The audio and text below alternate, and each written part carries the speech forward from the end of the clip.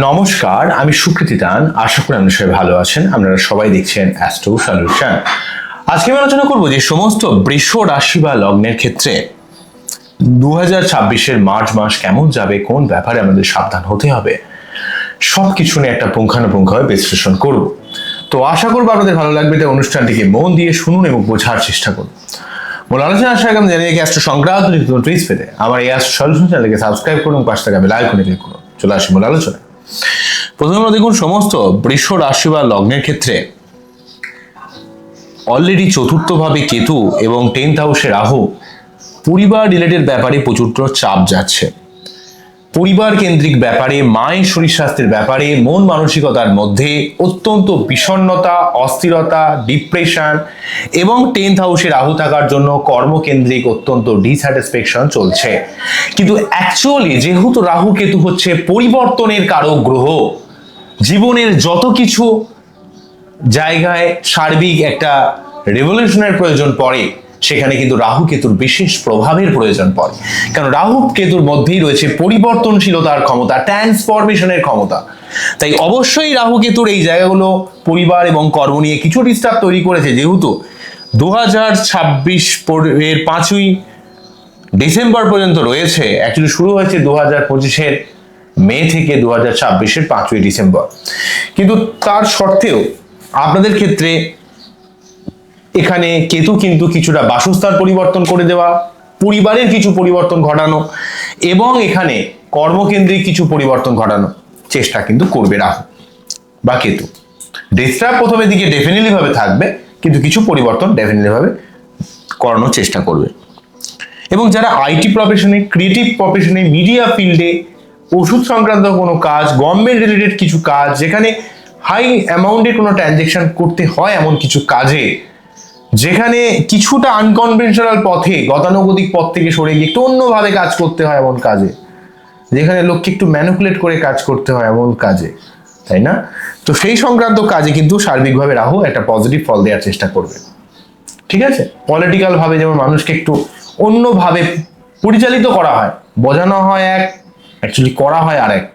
তো এই যে ভাবনা, এই যে লোককে আলটিমেটলি একটা অন্য ইমোশন নিয়ে খেলা করা, তাই তো পলিটিশিয়ান আর আমরা যদি বলি যে সিনেমা আর্টিস্ট, এরাই তো আর্টিস্টরাই তো খেলে।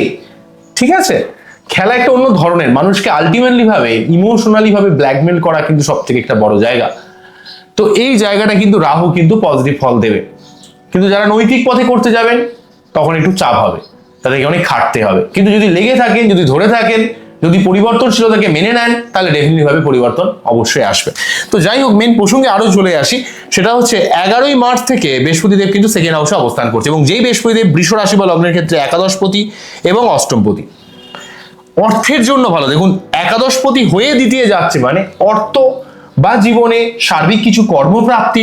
কেন বৃহস্পতিদেব নিজে কেন কর্মপ্রাপ্তির সুযোগ দিচ্ছে আমি আমাদের বলবো, সেটাকে একটু বোঝাবো। যেহেতু এখানে বৃহস্পতিদেব নিজে একাদশপতি হয়ে দ্বিতীয়ভাবে যাচ্ছে, অর্থ প্রাপ্তি বা অর্থের দিক থেকে কিছু উন্নতি করা, আত্মীয় স্বজনের সঙ্গে সম্পর্কের দিক থেকে নিজের কথার মাধ্যমে আলটিমেটলি অনেক কাজে আপনি সফলতা পাবেন। এবং অষ্টমপতি হয়ে যেহেতু দ্বিতীয় যাচ্ছে, ফাটকা জায়গা থেকে অর্থ লাভ, এমন কিছু কানেকশন আসবে কর্মকেন্দ্রিক বা ব্যাপারে বা অর্থকেন্দ্রিক ব্যাপারে, যেগুলো আপনি আগে ভাবেননি। বৃহস্পতিদেব যদিও বৃষ রাশি বা লগ্নের ক্ষেত্রে খুব একটা শুভ গ্রহ নয়, এটা অবশ্যই, কিন্তু বৃহস্পতিদেব যেহেতু একটা ন্যাচারাল বেনিফিশিয়াল প্ল্যানেট, অর্থাৎ নৈসর্গিক শুভ গ্রহ, তো নৈসর্গিক শুভ গ্রহ হওয়ার কারণে বৃহস্পতিদেব সেকেন্ড হাউসে কিন্তু অর্থ সম্পর্কিত ব্যাপারে, আত্মীয় স্বজনের সঙ্গে সম্পর্কের ব্যাপারে, এবং যেহেতু বৃহস্পতিদেবের ফার্স্ট দৃষ্টিটা পড়বে হচ্ছে ষষ্ঠভাবে, অর্থাৎ যে কোনো প্রতিযোগিতায় জয়লাভ করা, লোন শোধ করা, আপনাদের শারীরিক সমস্যাকে নির্মূল করা, এবং আলটিমেটলি ভাবে আপনার শত্রুতাকে নাশ করা, শত্রু নাশ করা, লোন শোধ করা, প্রতিযোগিতায় জয়লাভ করা, এবং রোগ জ্বালা কিছু থাকলে সেই জায়গাটা অনেক ঠিক করার চেষ্টা করবে। অষ্টম ভাবকে প্রভাবিত করে কিন্তু আপনার জীবনে একটা শুভ পরিবর্তন ঘটানো বা ফাটকা ইনকামের দিক থেকে হেল্প করবে। যেই ঝামেলা দীর্ঘদিন ধরে চলে আসছে, যেই ঝামেলা নিয়ে আপনি তিতিবিরক্ত হয়ে গেছেন, সেই ঝামেলা থেকে আপনাকে কিছুটা টেনে বার করে আনার চেষ্টা করবে। অন্যদিক থেকে এই বৃহস্পতিদেব দশম ভাবকে প্রভাবিত করার জন্য রাহুর নেগেটিভ প্রভাবটাকে অনেকটা কমানোর চেষ্টা করবে। রাহুকে চ্যানেলাইজ করে যাতে প্রকৃতভাবে কর্মের উন্নতি হয়, যাতে বিদেশে গিয়ে কর্মের উন্নতি হয়, মানে রাহু মানে কি বিদেশ যাত্রার কারক বা বাড়ি থেকে একটু দূরে কোনো কাজের কারক। তো সেই জায়গায় কিন্তু এখানে বৃহস্পতিদেব কর্মকেন্দ্রিক জায়গায় একটা সার্বিক প্রোগ্রেস করানোর চেষ্টা করবে। রাহুর নেগেটিভিটি, রাহুর যে আনস্টেবিলিটিটাকে সেটাকে দমন করে সেটাকে সম্পূর্ণ চ্যানেলাইজ করে প্রকৃত পথে নিয়ে যাওয়ার একটা চেষ্টা করবে। তাহলে বৃহস্পতির এই অবস্থান এবং মার্গী হয়ে যাওয়ার অবস্থান অত্যন্ত গুরুত্বপূর্ণ থাকছে। নেক্সট যে ব্যাপারটা বলি, দেখুন রাহু কেতুর এক সাইডে সব গ্রহগুলো চলে আসছে। যখনই মকর রাশির ঘর থেকে মঙ্গলদের রাশি পরিবর্তন করে এখানে 23শে ফেব্রুয়ারি যখনই রাশি পরিবর্তন করে কুম্ভ রাশি ঘরে প্রবেশ করলো, তখনই কিন্তু কালসর্পযোগের সূচনা হলো। এবং কেতু থেকে যখন কোনো গ্রহ ফার্স্ট আসবে চন্দ্র বাদ দিয়ে, তখনই কিন্তু কালসর্পযোগ ভাঙবে। সে কিন্তু শুক্রদেব আসবে 1 আগস্টে। তো যাই হোক, শুক্রদেব ঘুরতে ঘুরতে ঘুরতে ঘুরতে এখানে গিয়ে কেতু তারপরে এখান থেকে যখন কোন রাশি ঘরে নিচস্থ হয়ে ঢুকবে, তখনই কিন্তু কালসর্পযোগ খণ্ডন হবে। তার আগে কিন্তু কালসর্পযোগের খণ্ডন কোনোভাবে হচ্ছে না। তো যাই হোক, তো নেক্সট যে ব্যাপারটা বলি, যে অনেকগুলো গ্রহের দেখুন সমন্বয়ে দশমভাবে তৈরি করেছে। রবি রয়েছে, মঙ্গল রয়েছে, বুধ রয়েছে। যেই বুধ হচ্ছে আপনাদের ক্ষেত্রে পঞ্চমপতি এবং সেই সঙ্গে এই বুধই হচ্ছে আপনাদের ক্ষেত্রে দ্বিতীয়পতি। দ্বিতীয়পতি এবং পঞ্চমপতি বুধ, দ্বিতীয়পতি পঞ্চমপতি বুধ, মঙ্গল হচ্ছে আপনাদের ক্ষেত্রে সপ্তমপতি এবং সেই সঙ্গে দ্বাদশপতি, আর সূর্যদেব হচ্ছে চতুর্থপতি। তাহলে চতুর্থ, সপ্তম, দ্বিতীয়, তৃতীয়, চতুর্থ, সপ্তম, দ্বাদশ, দ্বিতীয়, পঞ্চম, এতগুলো ভাবের কানেকশন অর্থকেন্দ্রিক দিক থেকে, বুদ্ধি খাটিয়ে জীবনে অর্থ ইনকামের দিক থেকে, প্রেম করে বিবাহের দিক থেকে বা কর্মকেন্দ্রিক দিক থেকে সার্বিক একটা সহযোগিতা প্রদান করবে। অনেকগুলো গ্রহের সমন্বয় কর্মভাবে তৈরি করেছে। তাই কর্মকেন্দ্রিক ব্যাপারে আপনাদের কালসর্প যোগ চললেও, কালসর্প যোগ মানে একটা আনস্টেবল, অস্থিরতা, মন মানসিকতার মধ্যে বিষণ্ণতা, চাপ পড়ে যাওয়া। যেহেতু এই এতগুলো গ্রহের সমন্বয় দশম ভাবে, তাই কর্মের ভাবটাকে অনেকটা অ্যাক্টিভেট করে দিচ্ছে সমস্ত বৃষ রাশি বা লগ্নের ক্ষেত্রে। রাহু থাকার জন্য একটু ঝামেলার মধ্য দিয়ে হবে, কিন্তু বড় কিছু চাকরি পাওয়ার একটা সম্ভাবনা তৈরি করবে, ভালো কিছু পাওয়ার একটা সম্ভাবনা তৈরি করবে। কারণ মাল্টিপল প্ল্যানেট যখন একসঙ্গে চলে আসে, তখন কিন্তু সেই ভাবটা অনেক বলশালী হয়। কারণ অনেকগুলো ভাবের সমন্বয় যেহেতু 10th হাউসকে প্রভাবিত করছে, তাই কর্মের উন্নতি, কর্মকেন্দ্রিক কিছু সহযোগিতা ডেফিনেটলি ভাবে লাভ করবেন।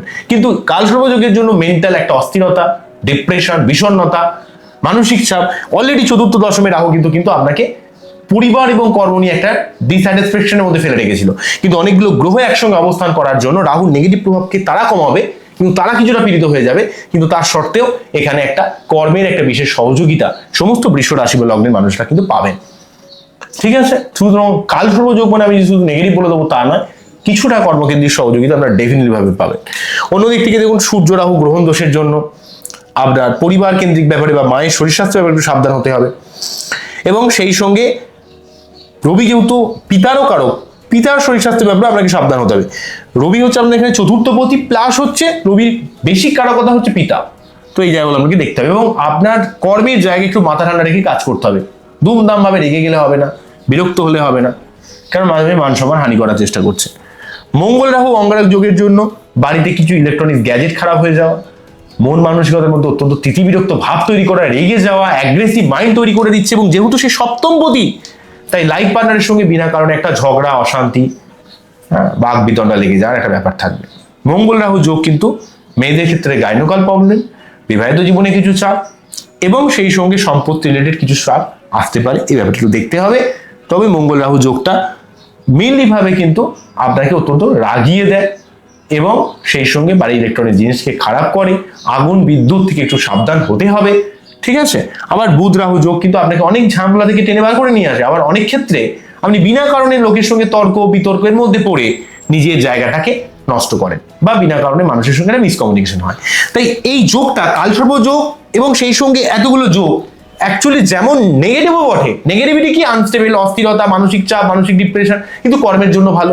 তেমন এই যোগগুলো একসঙ্গে থাকার জন্য, অনেকগুলো গ্রহের ভাব বিনিময় হয়ে যাওয়ার জন্য, তো আপনার জীবনে কিন্তু অনেক দিক থেকে একটা কানেকশন আসছে। অর্থ কেন্দ্রিক ব্যাপারে, সম্পর্ক কেন্দ্রিক ব্যাপারে, পরিবার কেন্দ্রিক ব্যাপারে, কিন্তু এই যোগের কারণে গ্রহগুলো নিজে কিন্তু পীড়িত থাকছে। তার জন্য সেই ব্যাপারটা আমাকে একটু কনসাস থাকতে হবে। বুঝে গেল? আচ্ছা, নেক্সট ব্যাপার বলি হচ্ছে সূর্যদেব এখানে 15ই মার্চ 15 তারিখ পর্যন্ত কিন্তু এখানে রাহু যুক্ত থাকতে, তাই একটু মান সম্মান হানি বা ইউনিটি পাওয়ারকে খারাপ করছে 15 তারিখ পর্যন্ত। 15 তারিখের পর কিন্তু এখানে সূর্যদেব এখানে চলে আসবে, এখানে এসে শনির সঙ্গে যুক্ত হবে, তাই 15ই মার্চ থেকে 15ই এপ্রিল এখানে এক মাস থাকবে। কিন্তু সব থেকে বড় কথা, আমি যেহেতু মার্চের রাশিফল করছি, তাই প্রথম দুটো সপ্তাহ কিন্তু এখানে রাহুর দ্বারা প্রিয় হয়ে থাকবে সূর্যদেব, তারপরে দুটো সপ্তাহ মানে টোটাল 4টে সপ্তাহ থাকবে এখানে। কিন্তু আমি তবু মার্চের ব্যাপারটা বলছি, রবিদেব কিন্তু এখানে পীড়িত হয়ে যাচ্ছে, তার জন্য সব ব্যাপারে একটু বেশি চাপ নিতে হবে, পরিশ্রম করতে হবে, চেষ্টা করতে হবে, লড়াই করতে হবে। রবি কিন্তু মার্চ মাসে বেশি পীড়িত থাকছে, তো এই জন্য কিন্তু সূর্য প্রণামটা আবশ্যক। অন্যদিক থেকে শনি শুক্র যোগটা এখানে তৈরি করেছে দেখুন, তো শনি হচ্ছে আপনাদের ক্ষেত্রে রাজ্যকারী গ্রহ, একসঙ্গে কর্ম এবং ধর্ম, মানে নবমপতি এবং আপনাদের দশমপতির মালিক, ভাগ্য এবং কর্মের মালিক। তো ভাগ্য এবং কর্মের মালিক শনির সাথে লগ্নপতির কানেকশন, লগ্নপতি যেভাবে যাবে সেই ভাবটাকে অ্যাম্পলিফাই করবে। তাহলে একাদশ ভাব হচ্ছে প্রাপ্তি যোগের ভাব, একাদশ ভাব অর্থ ভাব, একাদশ ভাব জীবনের স্বপ্ন পূরণের ভাব। তাই এখানে স্বপ্ন পূরণের ঘরে লগ্নপতি বা রাশিপতির সাথে নবমপতি এবং দশমপতি শনিদেব বসে থাকা একদিক থেকে কিন্তু ভালো, অনেক দিক থেকে অনেক প্রাপ্তি যোগ, অনেক সুযোগ নিয়ে আসবে, এটা দুটো গ্রহের সমন্বয় হিসেবে কিন্তু ভালো। কিন্তু শনি এবং শুক্র একে অপরের অ্যান্টি। কোন দিক থেকে অ্যান্টি? শনি চায় হচ্ছে তুমি পরিশ্রম করো, চেষ্টা করো, লড়াই করো, তারপর আমি ফল দেবো। তোমার কতটা যোগ্যতা তুমি অর্জন করেছো সেটা আমাকে দেখাও, তারপর তো আমি তোমাকে ভালো ফল দেবো, আগে থেকে আমি কেন দেবো? আর শনি হচ্ছে এটা, আর শুক্রদেব হচ্ছে ভোগের, ভালো থাকার, হ্যাঁ, সুখের এবং মানসিক শান্তি, মানসিক পরিতৃপ্ততা, সেক্সুয়াল যে প্লেজার এবং জীবনের ভালো থাকা, সুখে থাকা, ক্রিয়েটিভ বা আর্টিস্টিক ভাবে বা একটু অলসভাবে জীবন কাটানো, ভোগের জায়গাটার ব্যাপারে শুক্রদেব লিড করে। তো শুক্র শনি এই যোগটা সমস্ত বৃষ রাশি বা লগ্নের ক্ষেত্রে শুক্র শনি এই যোগ অনেক ক্ষেত্রে অর্থ আনতে পারে, কিন্তু অর্থ আনার জন্য আপনাকে অনেক বেশি খাটতে হবে। কিন্তু শুক্র নিজে পীড়িত থাকার জন্য আপনি যতটুকু খাটবেন ততটুকু ফল পাবেন। কিন্তু আগে থেকে শুক্র প্রভাবিত রাশি বা লগ্ন হওয়ার জন্য আপনারা যে শুক্র থেকে এমনিতেই যে ফলটা পান, যে ভোগের দিক থেকে, ভালো থাকার দিক থেকে একটা তৃপ্ততা, সেই জায়গাটা নষ্ট হবে। মাঝে মাঝে শরীর টরীর খারাপ হবে, সর্দি কাশির সমস্যা হবে, অস্থিরতা লাগবে, অর্থের চাপ আসবে, মানসিকতার মধ্যে তৃপ্ততার অভাব হবে। মানে সোজা কথা বলতে গেলে প্রেম, সুখ, ভোগ, জাগতিক সুখ ঐশ্বর্য, কামজ যে চাহিদা পূরণ, এই জায়গাগুলোতে কোথাও একটা যেন মিসম্যাচ করবে। তো এর জন্য একটা চাপ কিন্তু আপনাকে ফিল করতে হবে, কারণ শুক্রদেব কিন্তু 6 মার্চ থেকে 26 মার্চ পর্যন্ত এখানে শনির দ্বারা পীড়িত হয়ে থাকবে। তো তার জন্য কিন্তু শনির জায়গা থেকে বাঁচার জন্য আমাদের কিন্তু শুক্রের একটু মন্ত্রপাঠ করতে হবে, বাচ্চাদের শুক্রের অবস্থানকে দেখতে হবে, এই ব্যাপারগুলো একটু থাকছে, ঠিক আছে? তাহলে এই মার্চ মাসে সব থেকে নেগেটিভ যারা থাকছে সেটা হচ্ছে রবিদেব বা সূর্যদেব আর শুক্রদেব। তো এই দুটো গ্রহের সঠিকভাবে প্রতিকার করতে হবে। তবে আপনাদের চতুর্থ দশমে রাহু কিন্তু আপনাদের কিন্তু প্রচন্ডভাবে পরিবারের ব্যাপারে একটু, বাড়িতে ঢুকলেই যেন একটা অশান্তি, এবং কর্মের জায়গায় অনেক ডিস্যাটিসফ্যাকশন, কর্মের জায়গায় একটা বিনা কারণে চাপ, এগুলো রয়েছে। এর জন্য একটু প্রতিদিন সূর্য প্রণাম করুন, রাহুর মন্ত্র পাঠ করুন, এগুলো করা উচিত আপনাদের, ঠিক আছে? রাহুর মন্ত্র পাঠ করুন বা শুক্রের সঠিকভাবে প্রতিকার প্রতিবেদন করুন। আজকে এখানে থামছি, আবারও দেখা হবে নতুন কোনো ভিডিও নিয়ে। আপনারা খুব ভালো থাকুন, অ্যাস্ট্রো দেখতে থাকুন। নমস্কার, থ্যাংক ইউ।